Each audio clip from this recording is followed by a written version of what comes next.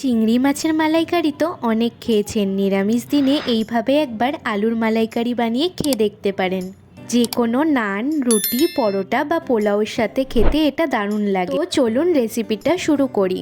আলুর মালাইকারি বানানোর জন্য আমি এখানে কিছু মিডিয়াম সাইজের আলুকে খোসা ছাড়িয়ে মাঝখান দিয়ে কেটে ভালো করে ধুয়ে নিয়েছি। এইবার এই আলুগুলোকে একটা প্রেসার কুকারে দিয়ে তাতে পরিমাণ মতো জল আর 1 চামচ নুন দিয়ে আলুগুলোকে সিদ্ধ করে নিতে হবে। দেখুন আলুগুলো আমার সিদ্ধ করা হয়ে গিয়েছে।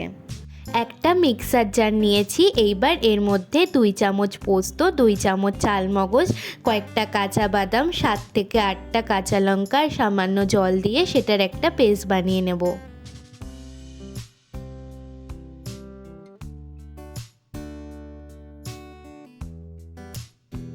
এইবার কড়াইতে তেল গরম করে তাতে সিদ্ধ করা আলুগুলো দিয়ে নাড়িয়ে চাড়িয়ে লাল লাল করে ভেজে তুলে নিয়ে ওই তেলে সামান্য গোটা জিরে, কয়েকটা কাঁচা বাদাম আর 2টো এলাচ দিয়ে একটু ভেজে নিয়ে এতে 1 চামচ গ্রেট করা আদা দিয়ে দেব।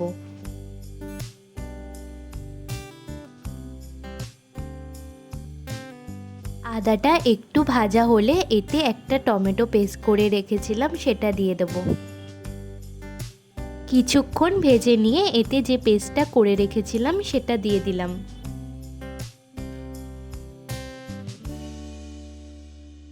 2 থেকে 4 মিনিট মশলাগুলোকে ভেজে নিয়ে এতে 1 চামচ জিরে গুঁড়ো দিয়ে মশলাটার সাথে মিশিয়ে নিতে হবে।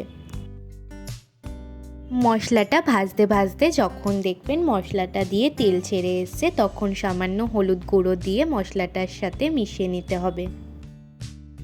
2 থেকে 3 মিনিট মতো মশলাটা একটু ভেজে নিয়ে আলুগুলো দিয়ে দিলাম। মশলাটার সাথে আলুগুলোকে ভালো করে মিশিয়ে নিতে হবে। এইবার পরিমাণ মতো নুন আর 1 চামচ চিনি দিয়ে মিশিয়ে নিয়ে ঢাকা দিয়ে আলুগুলোকে মশলার সাথে কষিয়ে নেব।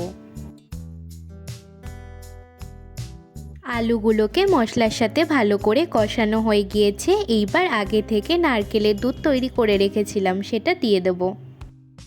একটু নাড়িয়ে নিয়ে ঢাকা দিয়ে গ্রেভিটা ফুটতে দেব। 5 মিনিট মতো গ্রেভিটাকে ফুটিয়ে নিয়ে সবশেষে ওপর দিয়ে সামান্য ধনেপাতা কুচি দিয়ে গ্রেভিটার সাথে মিশিয়ে নামিয়ে নেব। দেখুন তৈরি হয়ে গেল আমাদের আলুর মালাইকারি। আশা করি ভিডিওটা আপনাদের ভালো লেগেছে। ভালো লাগলে ভিডিওটিতে লাইক, কমেন্ট এবং চ্যানেলটিকে সাবস্ক্রাইব করে নেওয়ার অনুরোধ রইল। দেখা হচ্ছে পরের ভিডিওতে নতুন রেসিপির সাথে।